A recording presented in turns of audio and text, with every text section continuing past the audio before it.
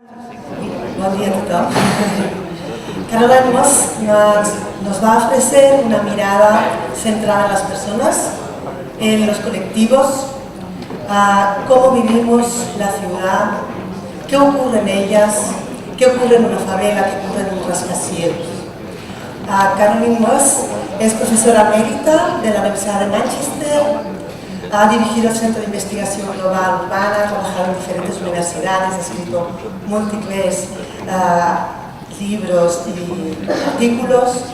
Se ha centrado mucho en la investigación en América Latina, en la acumulación de activos intergeneracionales, en la reducción de la pobreza, la transformación de género, cambio climático, ciudades justas. Ahora nos va a presentar, a compartir sus estudios, sus pensamientos, y va a debatir sobre la exclusión en las metrópolis, pobreza o inequidad, violencia o inseguretat urbana.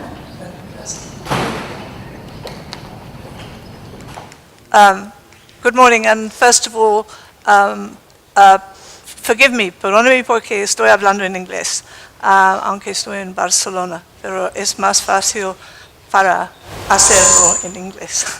But I'm sorry, and I apologize for speaking in English. I would first like to thank very much the organizers of this event for inviting me. I'm deeply honored to be here to talk, and to thank you very much for this remarkable occasion, and also to thank my chair. Now, you've heard a lot about planning, and you've heard a lot about policy making, and you've heard a lot about government. And what I'm going to do is talk about something totally different. So it's a real shift from the last panel and a lot of the panels that are very focused on planners and planning, quite rightly. What I'm going to do is I'm going to talk about people. I'm going to talk about the people that actually live in these cities, and from a very particular perspective. So you can view this as something rather different. I'm an anthropologist, although I've also worked in policy, and I was asked to talk about exclusion in the metropolis. Poverty, inequality, violence, or citizen insecurity. Now, a lot of these issues have come up here and there so far. What I'm going to do is I am going to relate them to the new urban agenda, which is what my briefing was, and that is, of course, what this is really about. Where are we going to go beyond it? I'm going to talk about the concept of the metropolis, the concept of exclusion in the NUA, and raise the issue about static snapshots. And then I'm going to, or longitudinal case studies. And what I'm going to talk about is how relevant it is to have a much more longitudinal perspective on how we work in cities at a time when so many of us work with very short time scale, having to deliver for political or planning objectives, and how that, the contradictions between that and what actually goes on. I'm going to take one city as an example. That is the city of Guayaquil in Ecuador. It's a secondary city. And I'm going to talk about, first of all, how does it look if you look at it as a 21st century Latin American city. And then I'm going to turn really the majority of my presentation to look at the other, as we call it, the excluded city. And I'm going to talk particularly about one barrio, which is called Indio Guayas, discuss the issue of agency and positionality and how we work. All of us working on these issues have to, I think, really think about who we are and how we are interpreting reality and where we are positioned in that reality. And in that context, I'm going to look at these two issues of poverty or inequality, violence and citizen security, and end up with some comments about approaches to inclusion. The interesting thing is, if you talk about a metropolis, is that it's generally understood as the capital or the chief city of a country or a region. Actually, the NUA define it in much broader terms. They say, while the specific circumstances of cities of all sizes, towns and villages vary, we affirm that the new urban agenda is universal. So although we're being asked to talk about metropolises, You know, each city can see itself as a metropolis, whether it's defined a priori by outsiders. So I have here, because I'm focusing a lot on Ecuador, a photo of a city with 240,000 people, Loja. It's a small city in the south of the country, but it sees itself as a city. And so I think one of the interesting issues when we talk about it is getting beyond the idea that we are only looking at very large cities, though obviously, I mean, we've just had Jakarta with 10 million, so you can see the differences are extraordinary. So that's the first thing that I want to mention. The second thing is this issue of exclusion, which gets discussed, and where it fits in Habitat's New Urban Agenda. Now, if you go through the New Urban Agenda, and I've done a lot of looking at that agenda for various reasons, including where gender sits in it, but what its definition is, it says, leave no one behind. By the way, our government in the UK uses that language as well, this concept of leave no one behind. It's sort of being inclusive. By ending poverty in all its forms and dimensions, by ensuring equal rights and opportunities, socioeconomic and cultural diversity, and integration in urban space. So we have a very broad feeling about what exclusion is. On the website for this event, there's a very helpful diagram that comes from the New Urban Agenda, which is about what the main topics are.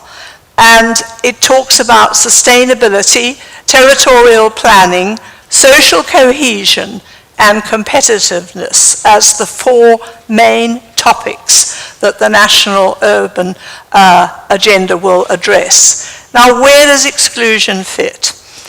If you really start, it sort of becomes obvious, and this is how, in a way, it's addressed. It's about social cohesion. Social cohesion in all its elements, whether it's social segregation, gender gaps, aging populations, digital gaps, social inequalities, and right the way down you can go, there's a long list, education, housing, accessibility, equity. We could say these are all relate to the issue of exclusion. But actually, exclusion goes much broader than that. If you look at territorial planning, informal settlements are all about exclusion. Urban planning is about exclusion. Public space and mobility as well. If you look at sustainability, I just asterisked water. I put asterisks where I think, because I happen to think that water is incredibly important, but others may argue that others are equally important issues of exclusion. Finally, when we look at what they call competitiveness, we know that unemployment and informal economy, let alone some of the others, are crucial for exclusion.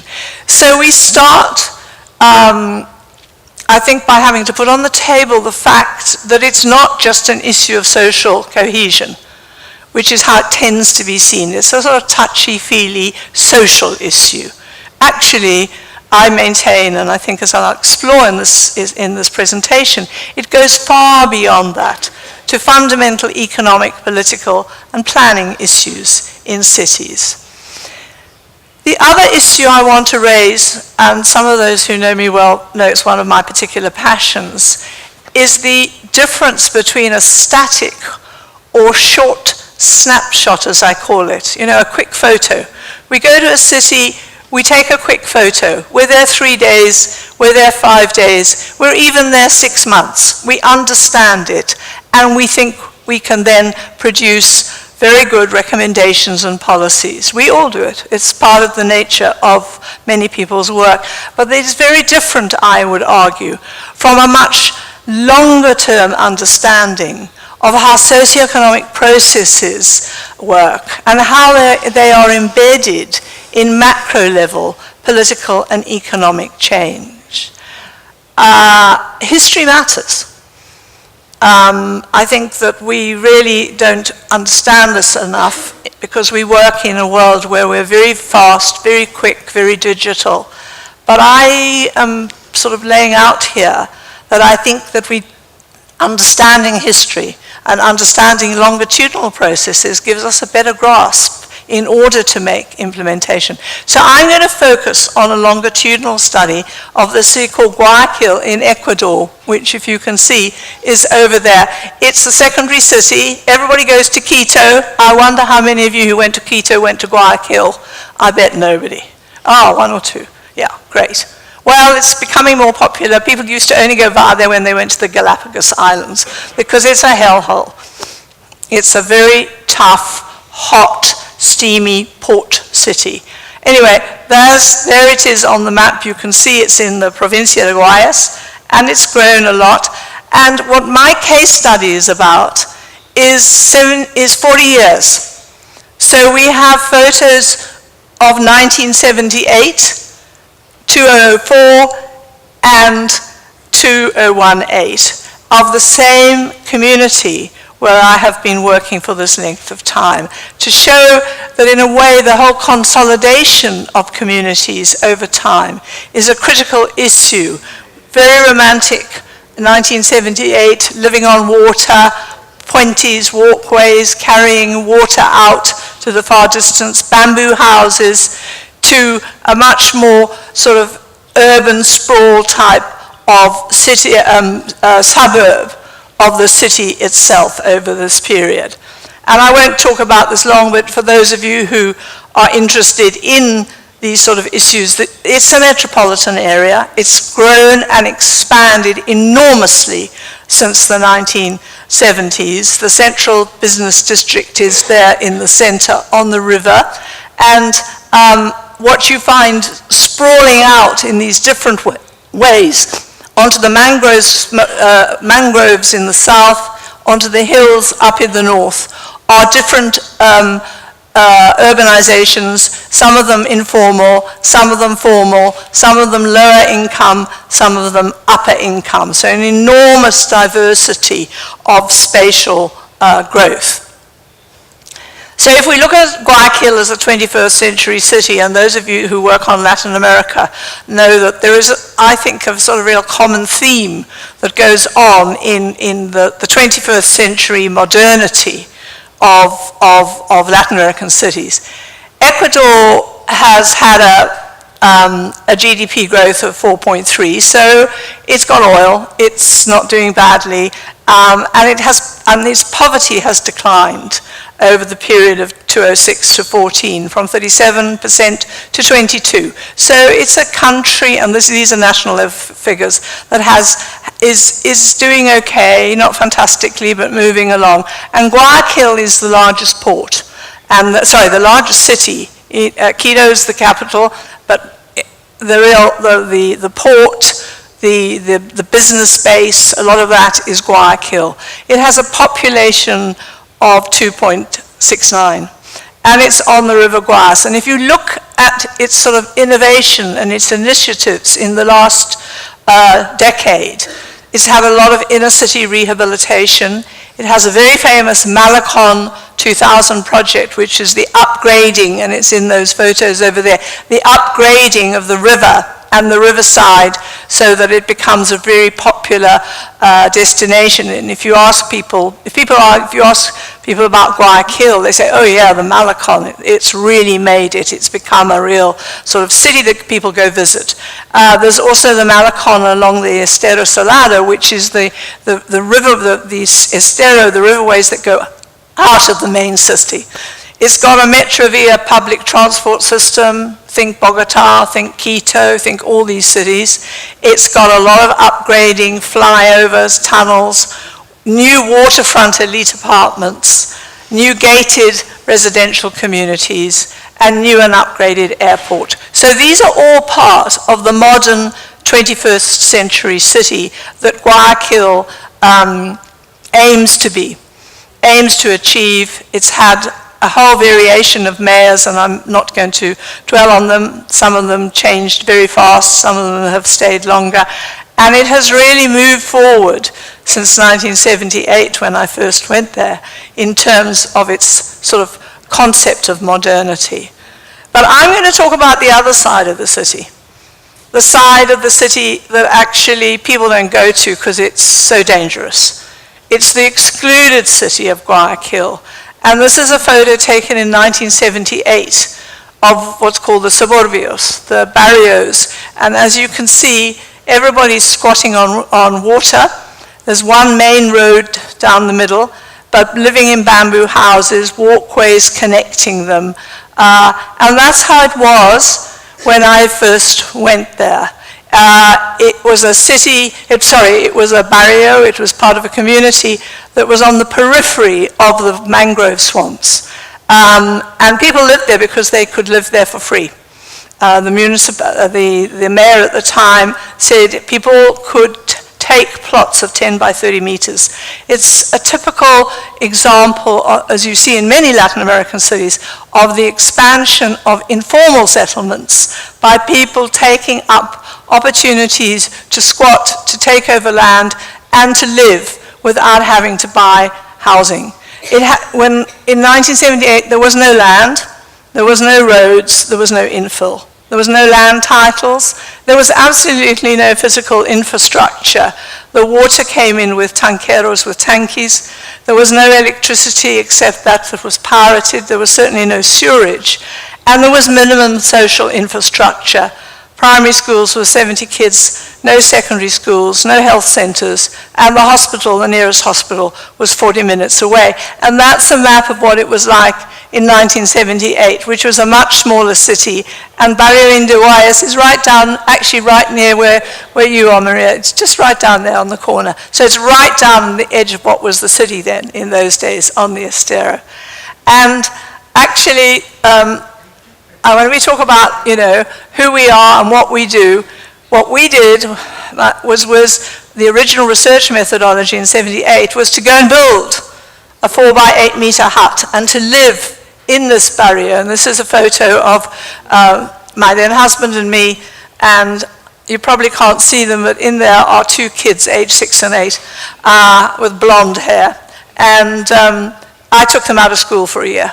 And this is what crazy anthropologists did in the 70s. And we went and lived in this community, which is a totally different experience from going in and studying and coming out, which I've done in a lot of the other work, including the work that Alfredo spoke about when we did climate change work.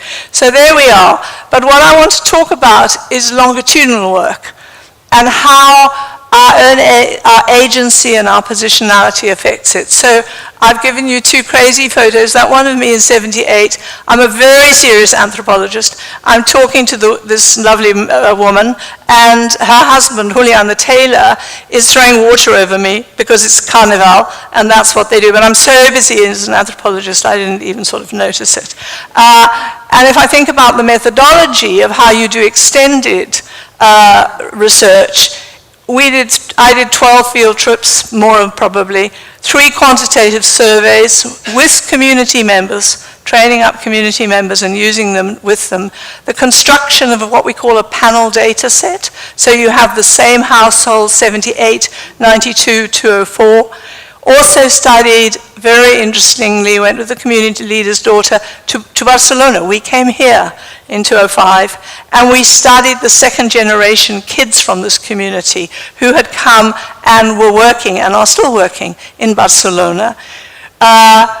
In 2010, the community leader by then had got cancer, and people don't really talk about cancer in the slums. They talk about water and the sort of illnesses that kids have. So I got to look at the beginning of generational issues.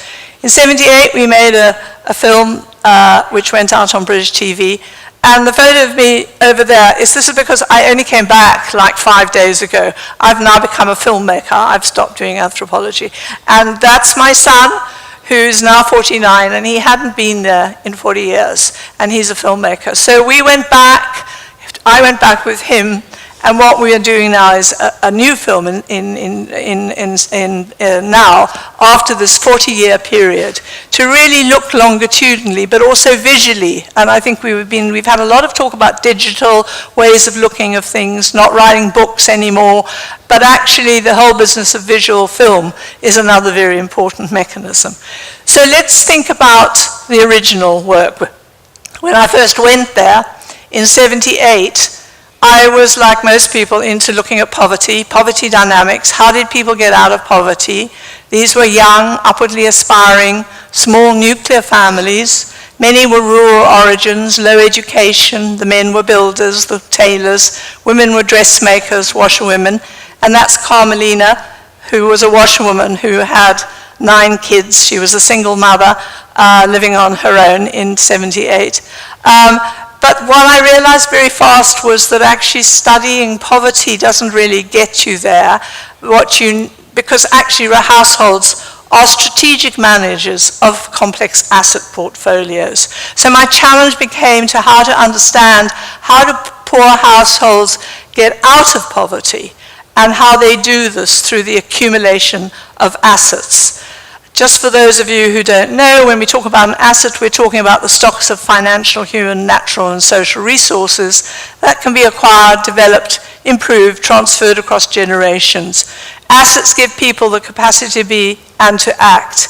And as Amartya Sen has always said, assets create agency, which is linked to the empowerment of individuals and communities. So that assets and the accumulation of assets, we would argue, not only empowers, but can lead to transformation. They do exist within social processes, within structures, and within power relations. So all of these things are very important in the positioning of assets. So I decided that what I needed to do was I needed to create an asset index and to identify what were the assets that people accumulated. And over this is between 78 and 204 with this longitudinal data set. Physical capital, housing, consumer durables, financial capital, productive durables, transfer and rental income, human capital, education, health is also important, and social capital, both household and community social capital, which has been discussed a lot in terms of social movements, of community organization, and so on. And what I did, because at the time I was actually working in the World Bank, was I decided the only way the economists would listen to me would if I did the econometrics. So I did the econometrics with an economist, and I was able to see what was the accumulation of different assets over time. And I always joke when I present this, because I say, well, once you've done that with the economists, you can just go home. It's all they needed. But really to unpack it and show what it meant, let me show you. There was a long debate yesterday in a session I was in about whether housing was a commodity, whether housing was important, why we were so into housing, and I didn't say anything. But actually, when you go and you work in these communities and you live in them, housing is the first asset that people prioritize.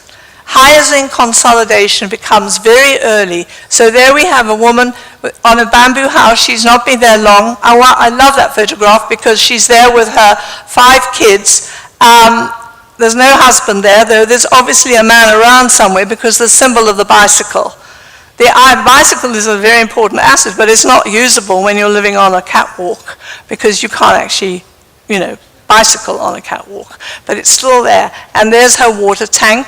And that's how she is living. And she may have been there, she's probably been there about 3, 4, 5 months, weeks or months. But the point is that housing does not get households out of poverty. So the connection between housing and poverty is not a natural one, is not an obvious one. But it is almost a precondition for the accumulation of other assets. Housing gets valorized through land infill, through upgrading, through ownership regulation, through land titling. In this case, this is a community that had no titles in 78, or virtually none. By 204, it was 80%, and titles were in both the men and women's names.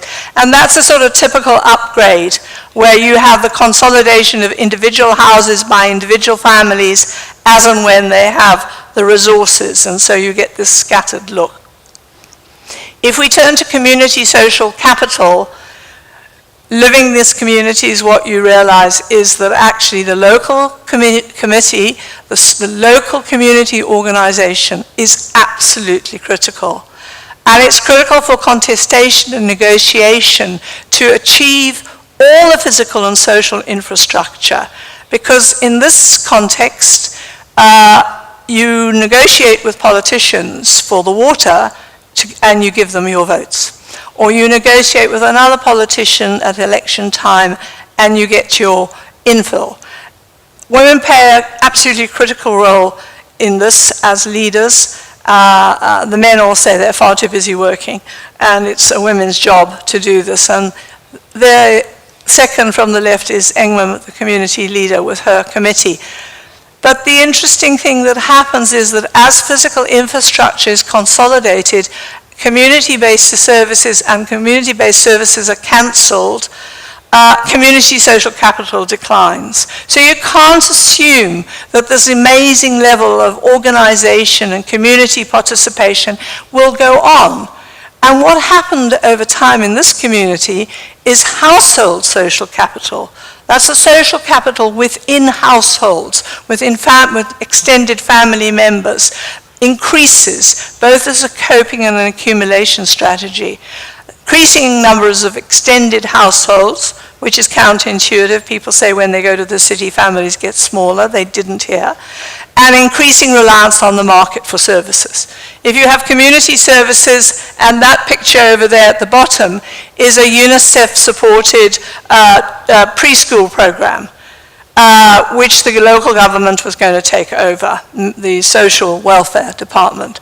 Well, UNICEF has a timeline in how they work. They pulled out, the local services didn't arrive, it's an empty building. And what happened then is that more members of the family have to go work in order to pay for the childcare which is provided on the market. I wanted to show this slide because it shows, I'm afraid it's rather detailed, but it showed what were the services and infrastructure that this community managed to gain over a period from 78 to 2002. Actually, I had it in my diaries, and then when I finally came to write it all up, I thought, my goodness, look at that. You start with infill, then you have the legal connections, then the health centres, the primary school, the land tightening, the roads, the community centres, the high school, the sewerage, the public lighting. And you are playing all the time with different social actors. Izquierda Democrática at the time was a new political party that had just formed in Ecuador that didn't have a political base in Guayaquil. So this community was great. You see, it was a quid pro quo. They wanted the votes. People wanted all these different services. And they worked with them. And then you have international NGOs like Plan Internacional, which were very important in doing it, but also a lot of ministries, the mayor, the electricity company, the Ministry of Health, Education. These people knew everybody in terms of who was where and how did they negotiate with them. So by 2002, they had really got most of their infrastructure. I want to now jump to today, because in a way what's happened is if poverty was the issue in 78, and that's what we went and looked at and what I studied in great detail with all the econometrics and so on, it's now become inequality. And what you have is intergenerational exclusion. I show the house on here because the woman whose house that is works as a carer of an elderly woman in Barcelona here. And she has been remitting back to Guayaquil so that each of her kids has one of those floors. And the remittance, which I'm sure those of you living in Barcelona know a lot about the communities and the remittance, is a crucial issue in shifting out of poverty. What you find is the next generation face different opportunities in terms of asset accumulation strategies, but also in terms of exclusion and mobility constraints. So you see what I mean about talking longitudinally. If I just studied them and they were poor and they got out of poverty because you could measure it on various indexes, you could say, okay, that's great, we've done with poverty. But actually when you get to inequality, it becomes much more complex. And those of you who heard Ernesto Samper yesterday, the ex-president of Colombia, he spoke beautifully about what inequality meant. And it was nice to hear it because in a way it resonated with the sort of things that I've been finding very recently in going back now. By 2018, you have a range of spatial mobility. So you need to look at space and spatial mobility in terms of inequalities and moving out. So what you find is, and we're now talking second, third generation, some people have moved out to the periphery. I showed that in the map. They've moved out. These are the third generation, the second, third generation kids, because there's no more land in Guayas. And they're starting all over again. No water, no electricity. There's a family with a concrete wall, a concrete a fence, but behind that is actually a bamboo hut. Some of them move up professionally to smaller cities. They move out of Guayaquil, or they move up to more professional areas in Guayaquil. Those who are making it move up. And others move out to new gated communities. And Alicia spoke about Mexico and the development of gated communities yesterday. And this is, in that picture down the bottom, you have the development of these long stretches of communities that are perceived to be safe because they're actually gated. They are tiny houses. They are very distant from the city, 4 hours of traveling time, and there are no family networks. So people, young folks, buy these as an investment and remain living with their parents. This house is actually owned, and it's got a sign to rent, and it's owned by the granddaughter of the community leader, Senora Engma. Her daughter, Lucy, moved out professionally, and her granddaughter and husband have bought this as an investment. But it doesn't function as part of the city. And there was a very good discussion yesterday about this being a really big problem in Mexico, in Mexican cities, in Mexico City itself. And it's certainly a problem in Guayaquil, this peripheral development of these spaces. Spatial mobility, out and up, migrating to Spain. Migration to Barcelona provides opportunities for both women and men. In 2004, the average monthly income in Barcelona was $820, and in Guayaquil it was $62. And what I found, because we came and worked here, I came and worked here with the community leader's daughter, we came and hung out here, rented a place and met with all these kids, that migrants become empowered when they come to Barcelona about labor laws, about child protection, about domestic abuse legislation. In 2004, it was much more sophisticated, very much part of daily living here, that it wasn't. So there are also changes in gender relations that occur in Barcelona where women can earn as much as men. What we found is the majority stayed here through the crisis and have gained citizenship. But remittances, in a sense, is also a positive shock in terms of the way, as I mentioned earlier, it helps families back in Guayas. It helps elderly parents, and it helps other members stay out of poverty. And there is also a long-term investment here in local housing. So I wanted to show that photo because this guy Javier is washing. He is not a washer, a dishwasher in a restaurant. He's washing up after giving us supper. And I always include this photo because when we lived in Guayaquil, it was so hot, and we were cooking on kerosene. I was cooking on kerosene, and I made my husband do the washing up.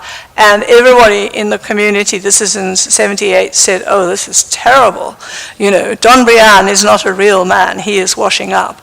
And Senora Carolina isn't a real woman because she's not washing up." So when I went to Barcelona, I thought this was wonderful. There's the man, the partner, doing the washing up. His partner also works. He does it. And it's part of the changing way of gender relations that occurs from one generation to another, which has lots of implications in terms of all sorts of issues.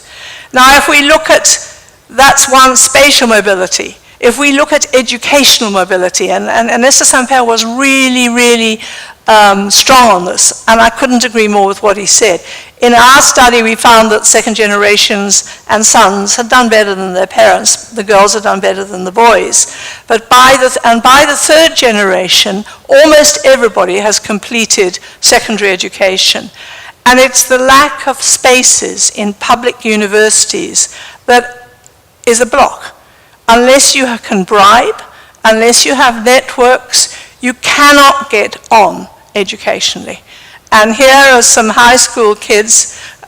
We were showing the original 78 film that we did to all these kids in the local school, wanting to get on, wanting to make it. And what the result of that is increasing alienation and exclusion. Because they have ambition like everybody, their parents have ambitions for them, and they can't get on.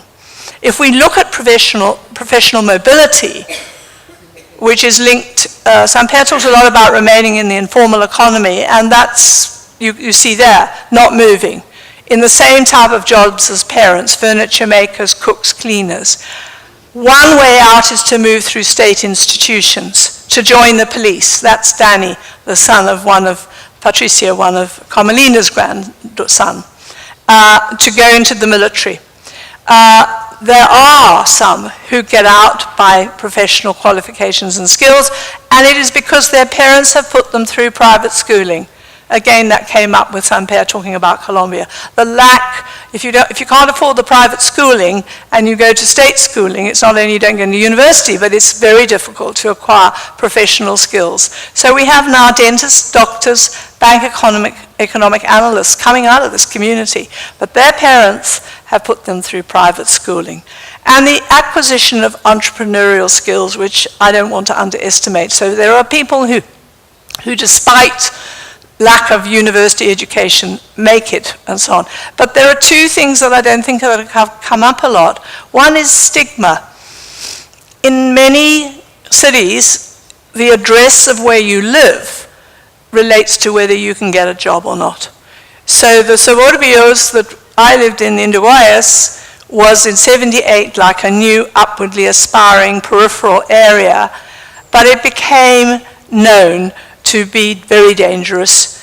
And so kids who want to get a job have to use the address of somebody they know in the city, because people say, oh no, my God, we're not going to employ you because you come from this peripheral area.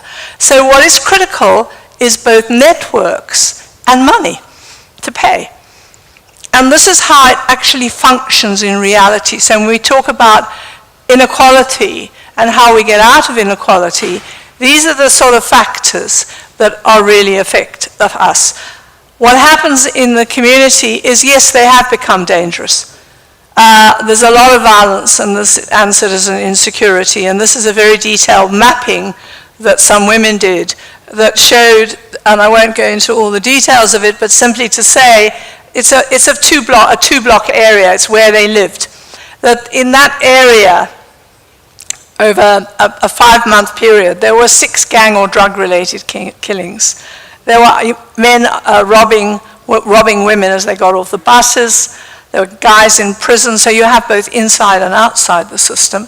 There was a very big drug distribution leader, and there were teenage boys cycling around selling drugs at $1 a go, if anybody wants to know more of the details. But actually what they could itemize for me where all the shops were that sold drugs. And I'm sure if you walked around down Las Ramblas or whichever drag here, you could do the same. You know, it's not just Guayaquil. And so really the whole issue of violence and insecurity is problematic. If you stay in Indiguas, what do? Well, you turn your house into a fortress. That's the tailor's house that I was with water outside in that earlier picture with a bamboo front. Now you have bars, gates, locks. Public spaces are empty at night. There's no longer that socialization of sitting outside in the streets and talking. At night, it's the kids and the drugs, which I'll come on to in a minute. Or you move, as I said earlier, to the gated community. And this one is it's the same community. It's a project in Via Dauli, targeting very much for middle classes, perceived to be safe. So you avoid the stigma of being in dangerous Indiguayas. But as I say, you have no relations, no local social capital, and actually many of the kids, or the the kid that I know, the Jennifer that bought this place, she still lives with her mother. So I'm going to come to this in a second. Recently, in making this movie, I finally began to get much closer to understanding drug consumption and coping with addiction. I think there's a lot of work done for those who work on violence, and I've been working on violence, as some of you know, for the last 10, 15 years. We look at drug production. We look at drug distribution. We look at gangs and the competition between gangs fighting over turf and territory. But there has been far less looking at the consumption, the local consumption of drugs, certainly as far as I know. And in this area, it's now considered a plague. Almost every member, every household, every family in Indo-Guayas has at least one member who's a drug addict. They're on heroin, they're on cocaine, they're on achi as it's called, and they're on other chemically produced drugs. And Korea, and I've been discussing this with a colleague here, Leandro, that Korea recently amended drug policy. That's the ex-president. He was in power for a long time. And according to the community, he permits individual drug consumption up to 3, I think it's milligrams a day. I haven't been able to check this all out. But it varies, and people have different opinions, and according to Leandro, they're now changing it. But the point is that drug consumption is now considered okay if you do it in small amounts. Drugs are sold in the primary schools, they're sold in the secondary schools, they're sold on street corners all the time, and the use of young kids to sell drugs. There are very few rehabilitation centers. And in my experience, which is anecdotal and from my work there recently, it's the evangelical church that is providing the support, because it costs up to $1,500, takes up to six months to a year. And so this is a young kid. He is the grandson of that same washerwoman, Carmelina, that I showed you at the beginning. And there he is in a drug rehab center, which we went and saw. And the marvelous picture of him at the bottom is that after 6 months, he came through it. All he wanted was a son. He wanted a partner, but he really wanted a child. And I just think people can come through drug rehab. And I know we're talking at the micro level, and you guys are planning cities and making big policies. But these are the daily issues that are now affecting communities and families. Families across space, this issue of drugs. And I know we all know it's a problem. I know we know that there are countries that produce them and countries that export them and so on. But this basic consumption and how it's affecting local households. What I found at the end, you see, is that from 1978 to 2004, you had this very strong community social capital for collective action. So for those of you who are talking about, social movements and collective action and people working together, yeah, it can happen, but it has to be because there's an objective of why people want to do it. And what you find by now is that it's the extended household that's where the social capital is. People are worrying far more about their families. It's that are looking to family for the support structures. So you have adult children still living with parents. We have that in London, by the way. Not unique to Guayaquil. You have parents caring for elderly relations. So there's Carmelina again, who's a cancer survivor and is now this enormous extended household of these 9 kids who look after. You have sons returning home after failed marriages, in this case Aurora and her son, who are actually struggling with alcoholism, which I haven't talked about. And you have intergenerational job reciprocity. So fathers and helping sons, and then sons helping fathers with jobs. This enormous importance of household social capital, I found. So, to end, I think the accumulation of assets can help us to understand policies that reduce poverty, that reduce inequality and exclusion, that can empower individuals to achieve upward social, economic, and political mobility, and that through transformative processes can successfully challenge power relations, which I haven't talked too much about in this presentation. But there are deeply embedded political, economic, and social constraints and obstacles. Stigma is one, blockages so that you can't get your kids into university. All the things that lead out of inequalities are incredible hurdles for generations of kids now. And I think that what this shows us is that exclusion, as was shown in that earlier slide, is not a single topic. It's not just about social cohesion, and it's not a single sector. Inclusion policies require us to move to integrated cross-sectoral approaches, which for those of you who work in planning know, and there was a lot of talk about silos this morning. I know all about silos. If you're going to get integrated cross-sectoral approaches, you have to move beyond silos. And this includes cross-sectoral approaches that include these four themes of sustainability, territorial planning, social cohesion, and competitiveness. And since I'm not writing any more books, I'm just going to show you that I did write a book after 30 years called Ordinary Families, Extraordinary Lives, and it's also in Spanish. And if anybody very much would like it, I'm happy to share it with you. Thank you.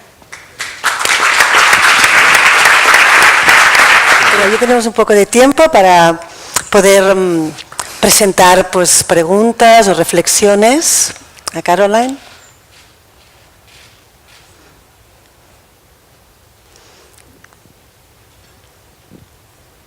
¿No? Bueno, pues aprovecho yo. Sí. Caroline ha trabajado bastante sobre el tema también de género y una de las reflexiones que ha hecho es sobre la relación entre la violencia contra las mujeres en el hogar y las violencias en espacio público. No sé si podría hacer un breve comentario. Sí, están relacionados el uno con el otro. Sí, sí. Y todavía hay ambos. Pero me parece que en muchos lugares han bajado el nivel de violencia entre parejas. Pero la violencia en la calle han subido. Entonces, esa es la experiencia mía en estas comunidades. ¿Y por qué? Porque la segunda, tercera generación de mujeres son más independientes. Tienen mucho más poder por su educación, por su conocimiento, por el internet, por todas las razones que tú sabes, ¿no? Entonces no hay el mismo nivel de miedo. Obviamente hay familias, todavía hay parejas, hay este tipo de violencia, pero para mí hoy día es la violencia en la calle que incluye violencia contra mujeres, ¿no? Por ejemplo, en Guayaquil muchas mujeres no van en el bus porque los robos en el bus son enormes. Los hombres entran con sus pistolas o con sus knives, sin machetes o con sus cuchillos. machetes, mochillas, etc. y le roban. Entonces hay tipos de violencia que no son solamente acerca de droga, hay crimen que también es. Entonces me parece, obviamente los dos son importantes todavía, pero yo pienso que la calle es un lugar ahora donde hay mucha más inseguridad si estamos haciendo una comparación hace 40 años. Tal vez en este tiempo dentro de la casa fue muy peligroso entre las parejas y peleos y todo esto. Pero todavía hay alcohol y hay abuso acerca de esto también. Entonces no se desapareció totalmente. Bueno, hoy en día en muchas ciudades de Latinoamérica su grande reto es el tema de violencias en espacios públicos, ¿no? Sí, sí. Entonces también hay políticas muy buenas. Yo sé, por ejemplo, en África del Sur, en Ciudad de Cabo, hay ejemplos muy buenos de mejorando y cambiando el espacio público para que haya más seguridad, para caminar por la noche, para caminar con luz, estos tipos de asuntos, que no son tan difíciles, son muy infraestructural, muy técnico las soluciones, pero con esos hay unos cambios muy importantes, sí. Gracias. ¿Alguien más? Thank you, Caroline. Thank you for the question. Here. Yeah. No sé, la hago en castellano, en inglés, no. Castellano, la pregunta.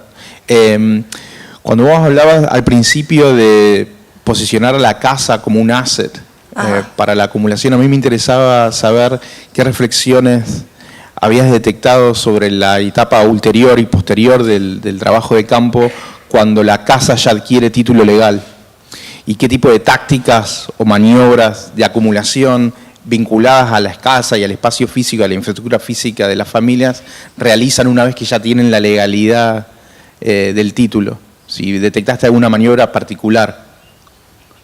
You want me to translate in English? Está preguntando si la casa es también un punto de producción. ¿Sí?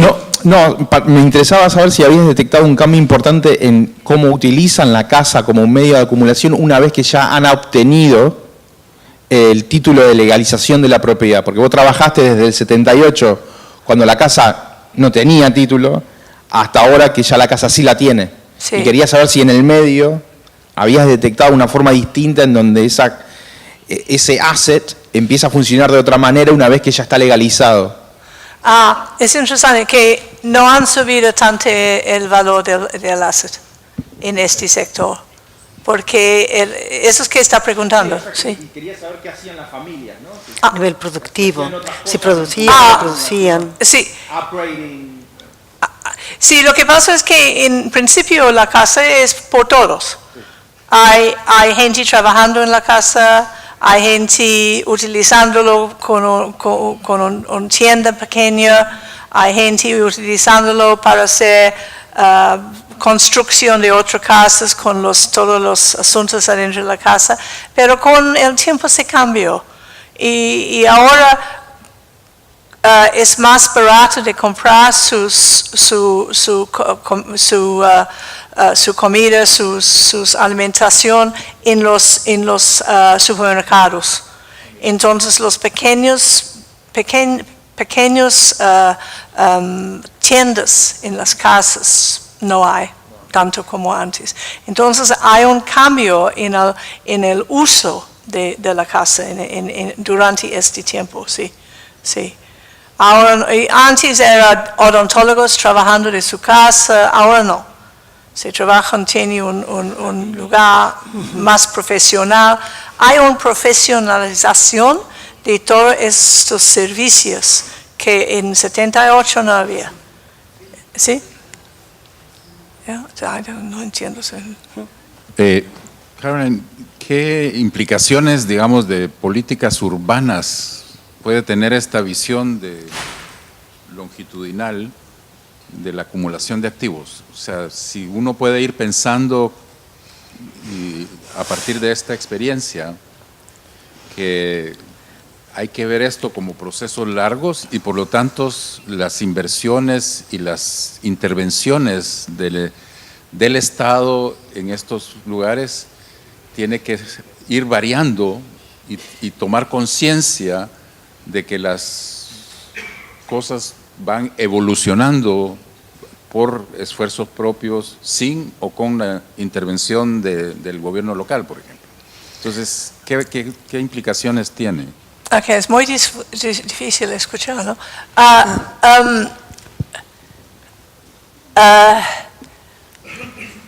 Cuando yo estuve aquí en 78 no había ningunos servicios del Estado. Entró el sector privado primero, electricidad, agua, con cooperativos y otros servicios privados. Y poco a poco con la lucha del comité han entrado los servicios más del Estado, por ejemplo, alcantarillado, las calles, estos tipos de asuntos. Pero la inversión del Estado en estas comunidades hasta hoy es pretty mínimo, no hay mucho. Son los servicios muy básicos. Hoy día hay una escuela. Mi hijo estuvo en la escuela donde había 70 hijos por cada clase. Estuvimos esta vez y no, es menos, es 40, 50. Entonces, el Estado ahora, el municipio, está haciendo unos servicios. Hay también un colegio ahora. Entonces, esos sí, han progresado estos en esta larga etapa de tiempo. Pero más que todos por la lucha de la gente mismo. Esto fue el motivo más importante por la vota, por un intercambio de votos para infraestructura fue, sí. Hola, hi. Hannah Abdullah from CDOP's Global Cities Program. I have a question regarding... que no se oye. Un momentito solo, que no se oye bien. Okay. ¿Sí? Okay, yeah. Hi, Hannah Abdullah from CDOP's Global Cities Program here in Barcelona. I have a question regarding sort of the relationship between the research you've been doing and policy. So you've stressed the difference between your insights, which are more sort of on the micro level, studying individual families, intergenerational changes in these families. What are the main challenges you face when you speak to policymakers and try to advise them and try to sort of give them advice on the basis of these studies you've done for 40 years now? Thank you. Vamos a hacer 3 preguntas juntas para después responder, porque vamos justos de tiempo. Si pueden ser breves y concretos, gracias. Sergio Rovira, yo quería preguntarle, en la lista que ha puesto de assets, ha puesto el capital humano. ¿A qué se refiere cuando está hablando del capital humano y cómo ha visto que ha evolucionado en estos 40 años? Zambia, which is one of the countries we worked in, it's a much smaller number than the number we had in our study for the whole country. So, you can raise issues about what is representativeness. But I decided that I wasn't going to fight that battle. I would produce econometrics so they could actually see how it added up and use capital assets, which is a very economic tool. And all my anthropologist friends said, why are you using all this economic stuff? And I said, because I want to convince the economists. And I think the interesting thing that happened was that the econometrics are very powerful. And for instance, the result that showed that housing was the first asset that people prioritized and accumulated was something that they hadn't considered. Because in that point in time, and I'll come to the question on, it was considered that you get people out of poverty by giving them human capital. Health and education, and off they go, right? That was the position at that point in time. And what our research showed was that wasn't how it worked in the reality of people's lives. For them, a shelter and a home over their head was their first priority. And also, and it comes back to Alfredo's point, the tenure around that was incredibly important. So I think what you can say is that you start very modestly when you do these types of studies, and you set the stage by saying, this is not representative of the whole country, this is not this is not that. But actually, some of the messages that come out of it can be very helpful and very important. And the other one that has been resonated a lot is this issue of social capital. Because social capital was sort of discovered by, and I don't want to keep referring to the World Bank, I left the World Bank, but it was just coming on the agenda. So suddenly people were considering not just families. They were considering community organizations and the tejido, the trust and the cohesion within communities that was important. But they didn't really know how it worked, and what the study shows is, yes, it does, but it has to have a very specific objective, and it doesn't go on forever. And that actually households and household structures, things that people really don't think too much about, become very critical when you're talking about poverty and inequality. I can go on and on. So that, yeah, it takes its time. You're not going to have a snapshot impact, that I can tell you. Yeah? It takes time. But the asset framework that I developed, we then used on climate change. Actually, we've used the framework on violence in a lot of the violence work and how violence erodes assets. So what came out of the study was not just the empirical data, but also the development of a conceptual framework that I think has been quite helpful for people who want to get beyond just looking at poverty and poverty measures and really understand how these different assets are accumulated and how actually households are incredible managers of asset portfolios. So I can talk some more about that, but I think that sort of is to elaborate a little bit to answer. Not totally. It's a different type of impact. I think that's what you can say. And nowadays with these studies that are proving, that are looking at groups that are not changed at all and all this sort of stuff, of course, yeah, the world changes. Anyway, the issue on human capital, and it's a good point, and I didn't want to elaborate because there wasn't time. Human capital is around health and education. To study health, in my experience, you have to have a health background, because to show changes in health over time is incredibly complex, and you have to have an epidemiological knowledge and so on. So on that diagram, I put health, but in brackets. So I did not look at health. And we did some small micro work on health, but not to the level that we could use it in the study. The education is a very important variable, and certainly that's one where the longitudinal data is very robust and very interesting in it showing the changes between one generation to the next, to the extent that now in the third generation, you have quite a number of people in university, but as I pointed out, they're the ones whose parents managed to pay to put them in private schooling.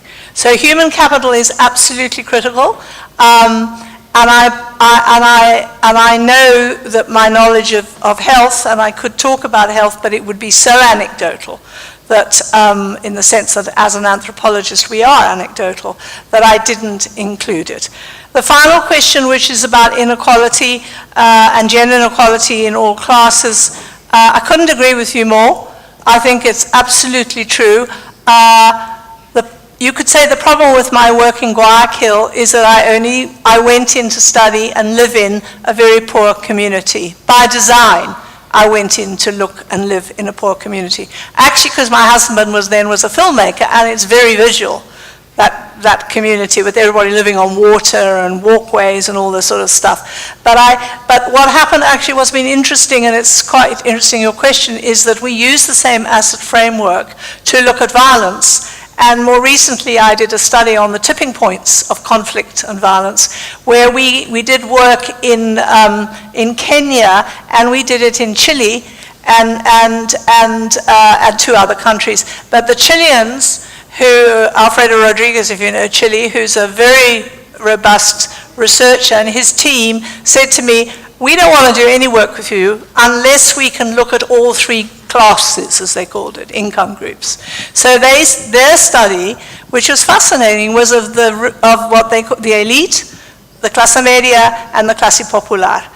And they found that the levels of inequality and exclusion did differ, and also the fear, which is really more of our focus, differed. So whereas the poor were concerned about the drugs and the sort of stuff that I found in Guayaquil, the middle class were concerned, and there was this violence around getting out of their situation, and the elite were terrified of the other side of town, which is their reflection. And again, I think that there has been very important work done showing that income level and education is not a determinant of levels of gender-based violence, very clearly so. So the fact that I was looking at one group, one income group, as you could say, is obviously a limitation. And there are other very good studies, and they have been done. I mean, there's work in lots of different places, that shows exactly the issue that you have raised, that it affects all classes and it goes across income groups. It's not a determinant. It's not determined by poverty, and that was a very important finding of the work, less in this work but of other work that I've done. The idea that it's poverty that causes violence, domestic violence, is not necessarily the case at all. Gracias a todo el mundo. ¿Acá? Si les parece, cerramos. Bueno, rapidito. Sí. René Díaz, consejero regional del Gobierno Regional Metropolitano de Santiago de Chile, ya que hizo alusión a Chile. Quiero hacer una consulta en relación al tema de la estigmatización, que usted hizo mención en relación a Guayaquil, a como un asentamiento humano que se instala en un determinado territorio, con gente muy humilde, muy desposeída, y después ese territorio, el otro sector de la ciudad, lo estigmatiza con situaciones complejas socialmente.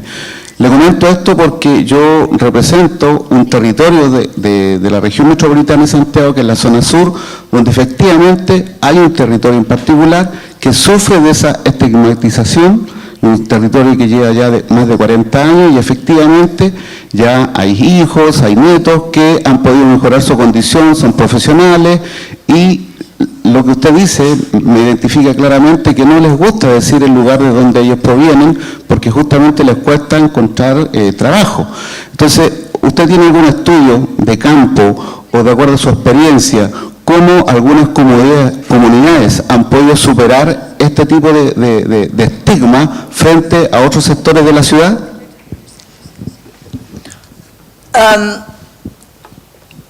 Voy a responder en inglés también. Bueno, no, voy a poner en español.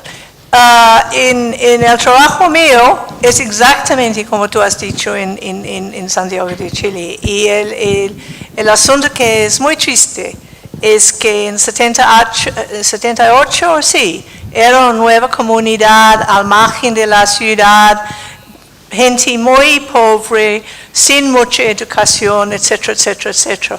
Pero con las generaciones siguientes han mejorado no solo sus casas, no solo la comunidad, pero también su educación. Y el problema es lo mismo hoy. Yo tengo muchas historias de familias donde una hija quiere entrar a trabajar en un banco, y el banco, si dice que ella viene de este sector, ellos dicen no podemos, eso no vale, porque es peligroso y obviamente tú es peligroso o algo, no sé. Y no han cambiado. Y el asunto que es trágico, y no sé cómo es en otras ciudades, es que estos barrios han mejorado hasta un nivel. Pero para subir, no, la gente que suben van a otros lugares, están entrando a la clase media, pero con casas en otros lugares. Entonces, yo no tengo ejemplos de éxito en comunidades mismos que han salido de este problema. Pero para mí es bien interesante que no es solamente en Guayaquil, este asunto de estigma, y nunca hablamos de estigma. Es tan importante para la gente que vive en estas ciudades. Entonces, al nivel de la política, hay algo muy interesante para la gente que están haciendo políticas urbanas, para que ellos puedan utilizar y demostrar y hacer intervenciones para cambiar este pensamiento. Porque es algo de como se dice, cultural.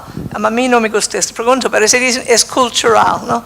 Que la gente piensa que si viene de un lugar, obviamente, no sé, aunque este fue el ejemplo mío es una niña, una mujer de 24, 25 años que tiene